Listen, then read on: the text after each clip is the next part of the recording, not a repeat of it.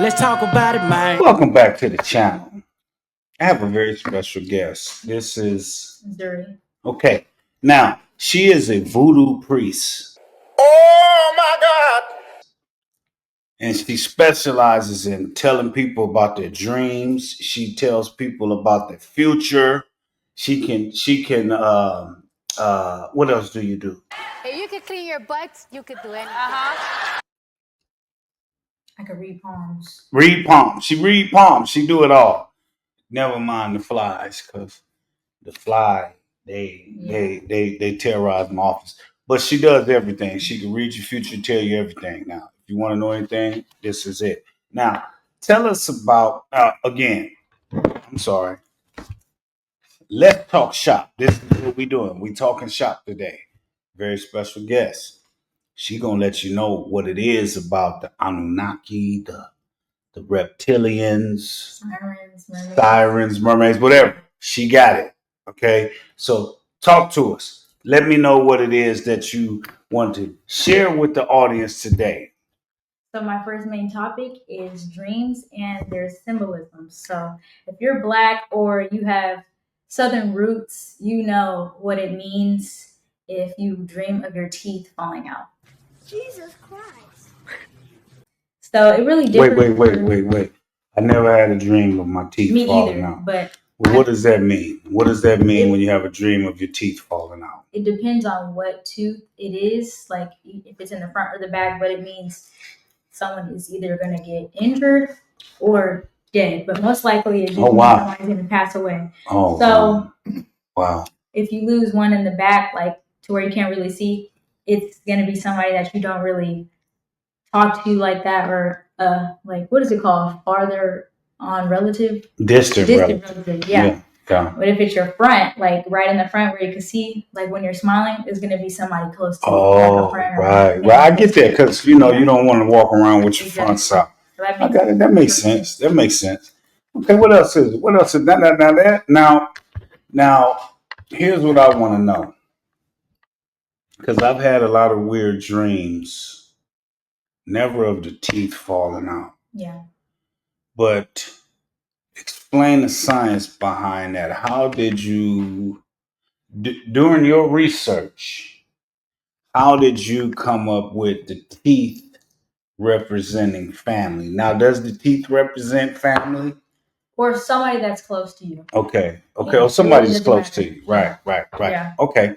Now, explain the correlation with the teeth and people that you're close to. That's a good question. So teeth and people that you're close to, teeth are very important, as well as people. So that's the correlation with them too. Mm-hmm. Obviously, you need your teeth to eat and stuff like that. So, yeah. That's good. That is. Teeth are important because you do need them to chew. Now, what about when you get older and your teeth start to fall out? Aha!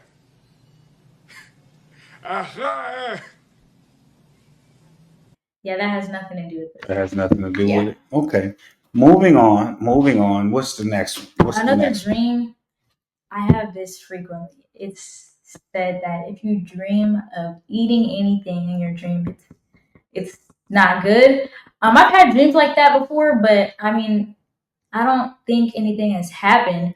Now, versus someone feeding something to you, that's totally different. Either way, the person that this correlation, this entire thing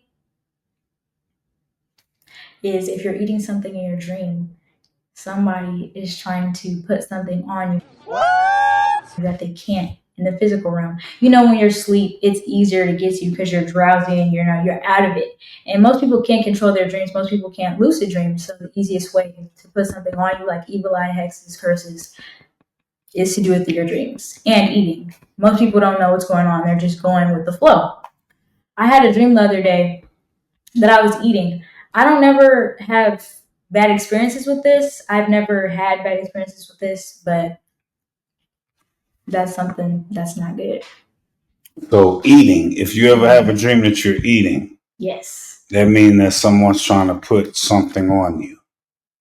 It could be like, anything spiritual. Like they could be jealous of your looks, your health, all of the above. It really doesn't matter. So I don't recall ever having a dream that I was eating anything. So does that mean that no one is jealous of me? Not necessarily. Not necessarily. That may just mean you're protected. Oh, okay. And you know what? I feel protected. Now, how do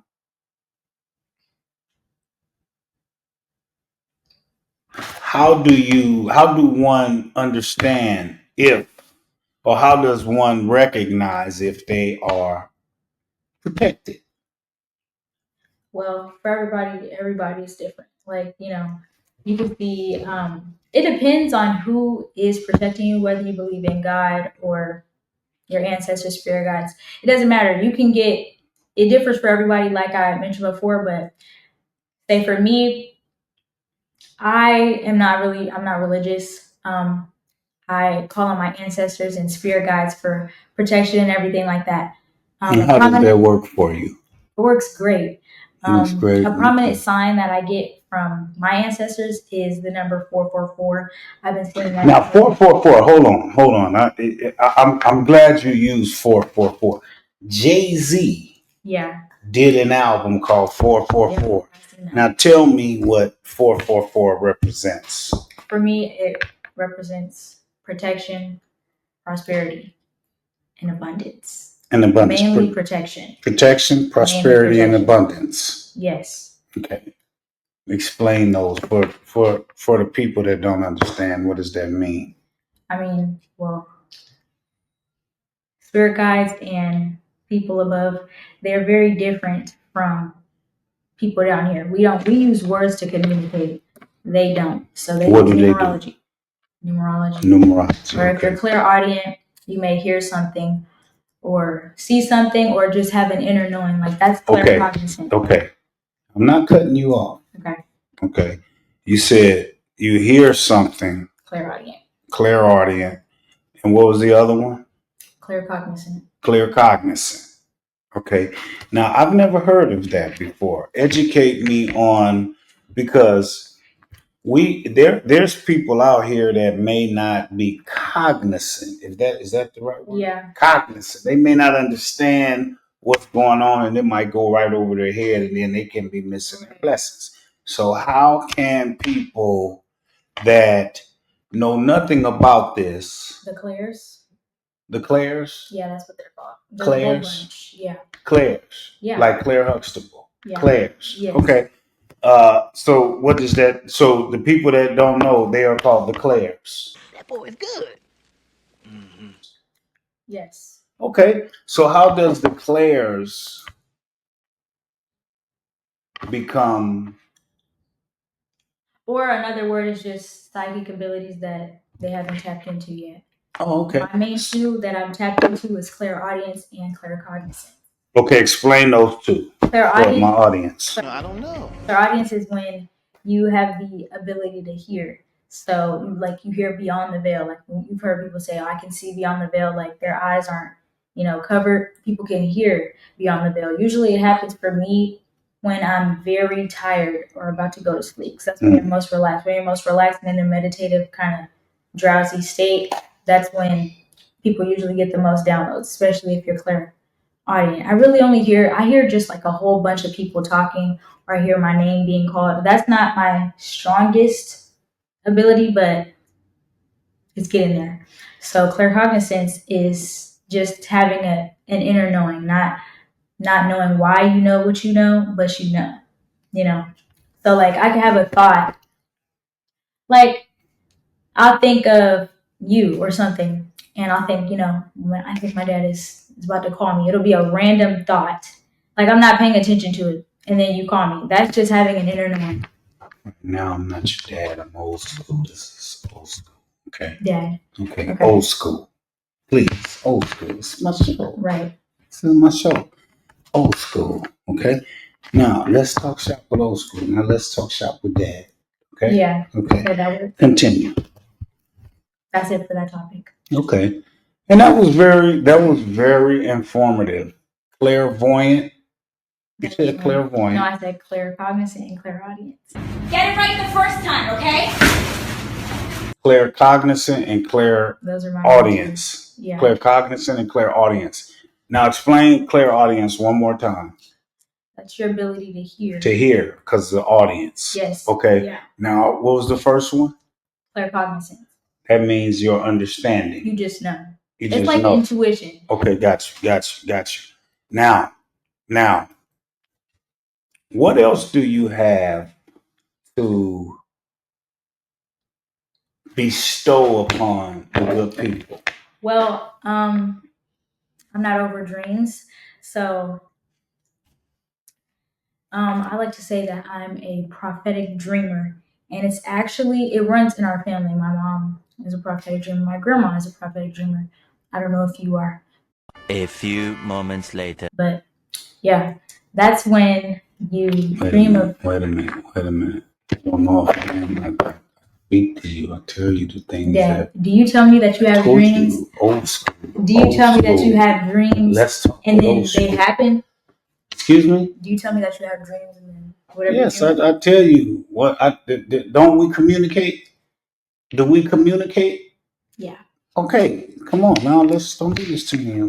Come on now. Bring me on my show and don't do this to me.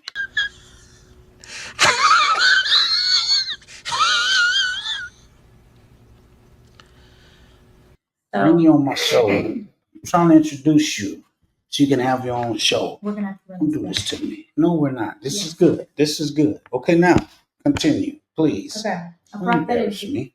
Go ahead. I'm listening. A prophetic dreamer is just somebody that dreams of things that is gonna happen. Now, for example, you don't have to dream about like a family member getting into a car accident and then that exactly happens. Dreams, it is different for everybody, but for me, my dreams they kind of show me things in code, or so when you say they show you things in code, and I don't mean to cut you off.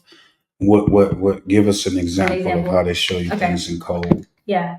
So I usually have dreams like if I fall out of touch with friends or even family members, I'll have a dream about them. They can be in my vicinity or they can just be like in the distance and I'll see them and I'll acknowledge them.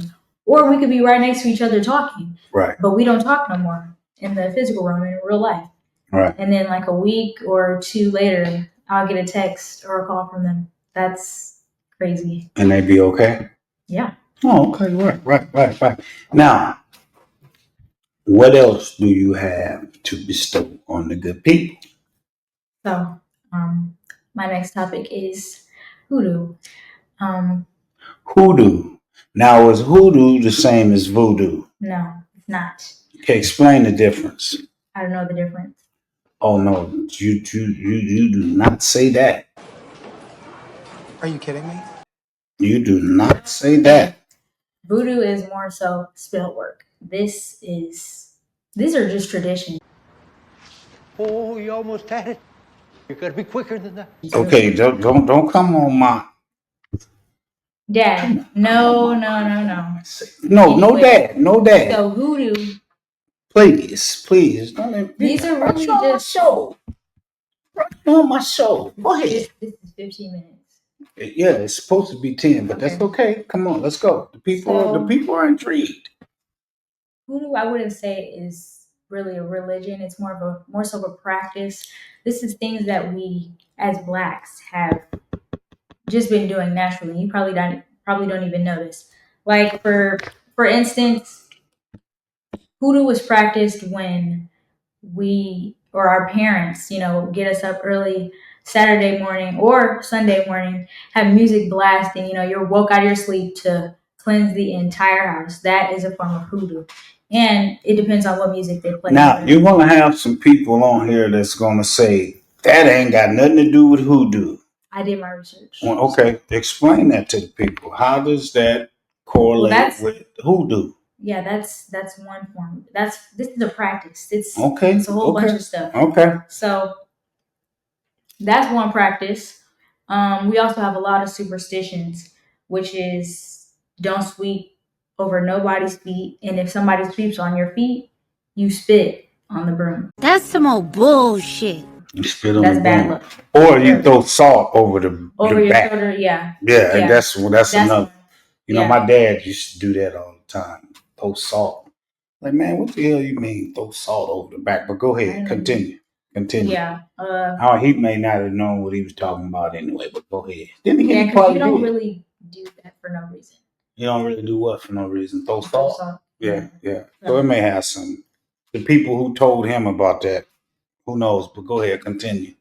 Another one is depending on which hand itches. Like for the left, if your left hand itches, that means you're going to get some money, and don't itch it. And if your right hand, don't itch it or don't scratch it. Don't itch it, don't scratch it. I was kidding. I was only kidding. And if your right hand itches, that means you're going to lose some money. But I don't go by that. I go by if my left hand is itching, I know I'm gonna get some money. But right hand, I don't stay. I don't automatically turn towards that because the power of the tongue. I don't want to speak that out loud. Right. So if it is itching, then it just is what it is. I don't pay too much mind in it. But another one is don't wash your clothes on New Year's. What? Because you can wash all the luck out your life, but make sure your house is clean and also come in the front door or your house in general with money in your pocket. So your year can be filled with prosperity. So on New Year's, you don't wash your clothes. Don't wash your clothes. You need to make sure you clean before New Year's. Before New Year's. Okay. Yeah. So if January 31st, December 31st, it's okay to wash your clothes. But January 1st, don't wash no clothes. January 2nd, is it okay to wash your clothes? After New Year's, yes. Okay. So if you if you don't wash your clothes, or if you did wash your clothes prior to January 1st, or if you wash your clothes on January 1st, you got to come in the house with some money in your pocket. Now you need to do that in general. So you always got to come in the house with some money in your pocket on January 1st. Yes. Now, is that money that you made on January 1st, or do I just need to come in? If I just, let's say I take $100 out with me January 1st and I go buy some cigars or something, I come back in with the remaining change. Is that good? You better take your ass to the store with that. It's really better if you come in with money that you made. Yeah. Okay, but who makes money on January 1st? Because it's a holiday. It's a holiday. People are off on a holiday. Well, I mean, if you go out like before then or during that day, make sure you don't spend all your cash. Don't spend. That's just what I just said. But it depends on how much. Like, don't just have like. So you got basically you got to come back in with some money. With a good sum. Okay. Mm-hmm. Okay. My favorite one that I also go by is if you put your purse on the floor, that's money out the door. Well, yeah, that's always been. I love that one. A favorite of black women: don't put your purse on the ground, else you'll remain broke. That's the number one thing. But what else do you have for us? Because this has been very interesting. I've learned a lot from you being here. Man, you got to be kidding me. Great. Okay. That's my purpose. Yes, that is. That's a great purpose. And what else do you have for me? Because I'm sure the other people that are listening here, they would like to know what else do you have up here for the collective. That's right, for the collective. Right. For the collective. My favorite one right now. This is really huge right now. It's always been big, but it's huge. It's huge. Right. It's especially big in today's age. Is don't cross the pole. Now comes the part where we throw our heads back and laugh. Ready? Ready! Don't cross the pole or split the pole. Don't cross or split. Wait, cross. What do you mean cross? Well, I mean that's what people usually like. If you see every like, this is the pole, and you see everybody going this way. to the right of it. Right. You're the only one that goes to the left. Okay, let's split. You need Let's to- split the pole. Okay. Please. Split. What is I just say that, don't cross the pole. split the pole? Don't Whatever. split the pole. Okay. Same thing. What happens if you split the pole? That's bad luck. Is bad luck? Is breaking mirrors Ultimately. bad luck too? Yes. Is breaking mirrors bad That's luck what I've too? heard. But who breaks mirrors? Yeah, don't break no mirrors. So- Don't break mirrors. I broke quite a few mirrors in my life, and maybe Did that's something why. happen? I don't know. Maybe that's why I live the way I live. You think that's what it is? Well, not necessarily. Not necessarily. We live pretty good. Yeah. Okay. Kinda I guess cool. that. Yeah. So I guess that don't really bite. But let me ask you this: with your experience, how has anything that you have shared with us tonight, if at all, have you applied any of it, or has any of it resonated within your own life to where you are qualified to give this information? Yes. Explain. I implement don't whistle after dark. Don't whistle after dark. Yes. Okay, that's something different. Now, what happens Yeah. if you whistle after dark? You talking about I mean, yeah. that stuff hoodoo? Whistle, Okay. that or just regular whistling. What does that do? You could call to an entity or something out there that you can't necessarily take on. Something bad. And also, don't open the door after a certain amount of time at nighttime. I say when the street lights come on, because ain't nothing out there but trouble.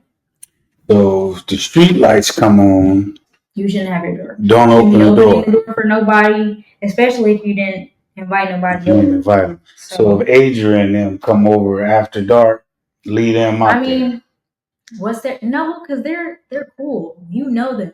there. Okay. But if it's just a random person trying to advertise something or something, then don't open that door. So I can open the door for Adrian and It depends what their purpose is for showing up on this property. Gary. Them. Okay. Depend on their purpose. Okay. But what about them people that have black eyes? What are they? The black-eyed children. Who are they? I've been hearing a lot about Yeah, them black-eyed kids. I never really know what they do after, like, all I know is you're not supposed to let them in your house. First of all, if you see somebody with blacked out eyes, why would you be welcoming anything like that? I never seen anybody with any blacked out eyes. Have you? Blacked out, like even the whites? Yeah, even the whites. No. Only on TV. You're dumb if you do let them in. Yeah, you are. And definitely seeking you. Now, this is my guest. She's going to be appearing on plenty shows, and she has her own shows in the making. She has her own show in the making. And can you let the people know? Or is it time to let the people know, or should we wait? No, we should let them know. Okay, let them know. Let them know where to find you in the future and what to. No. I don't say no. We're not going to do that. We're not going to let them know that just yet. We're going to wait. Because she got a lot of things in store. Now, I've introduced her today for the first time, and she has a lot of information. Now, what would you like to leave with the people before we end this segment? Because this is part one. This is part one. Now, what would you like to leave with the people? I'm glad I could be accompanied on this show. And knowledge is power. Knowledge is power. That's great. And comment and subscribe. And turn the notification bells on. Turn that notification bell on? No, I don't never say that. I never say that. No, you gotta say that. Oh, you gotta say turn the notification bell on? You get alerted whenever you post. Got it. Go ahead, hit him with it. Hit it. Make sure you comment down below and subscribe and hit that notification bell so you can get alerted anytime. Let's old school. Let's old school. Oh my God! Now, let's talk shop with old school. Okay. That's too long of a name. No, it's not. It's it's good. We're just gonna It's say good. old No, school. that's good. That's good. That's good. But peace out, y'all. Look. Check it out. Let's talk shop with old school, man. Comment, subscribe. And like she said, turn that notification bell on. That way when you hit it, ding, boop, you got me on there. And we're gonna holler at y'all. Peace out. Let's talk about it, man.